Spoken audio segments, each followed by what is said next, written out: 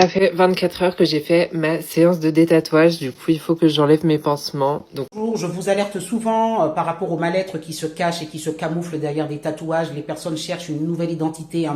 Ok, qu'est-ce qu'on a de beau? Oula, d'accord.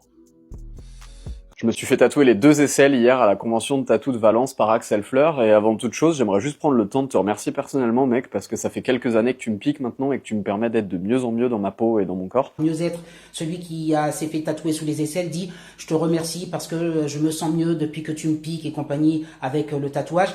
Ces personnes ne font pas le lien, mais quand on cherche à renouveler son identité comme ça et à effacer, vous voyez, il y en a une qui s'est faite des sortes de trucs sur le visage, c'est horrible, excusez-moi, mais elle cherche à effacer clairement son identité pour apparaître comme un être démoniaque ou je sais pas quoi. En fait, ce sont des personnes qui sont fascinées par un autre eux-mêmes. Et ça, je le dis souvent, quand on pousse le tatouage à l'excès, et après, alors là, l'autre qui est toute jeune, là, elle s'est fait tatouer à 20 ans, elle a des taches de rousseur partout, elle dit, ah ben maintenant, il va falloir passer 4-5 fois pour détatouer, mais en fait, je suis à ma 4e séance sur le visage et à ma 3e sur le buste.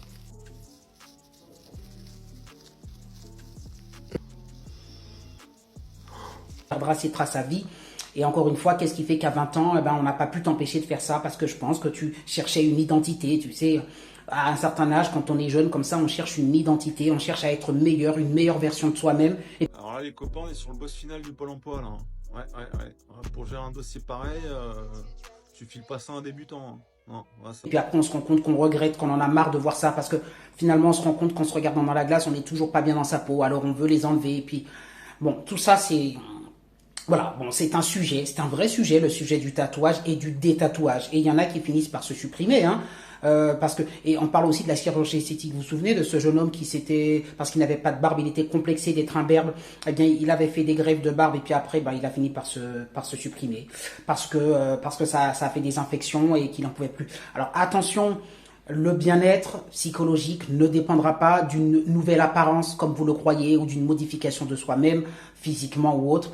Comme je l'ai déjà dit pour l'histoire de la dysphorie de genre où les gens croient qu'en changeant de sexe, ils vont aller mieux, souvent ce sont des problèmes psychologiques. Postez vos commentaires si vous êtes d'accord avec moi. Bonne journée.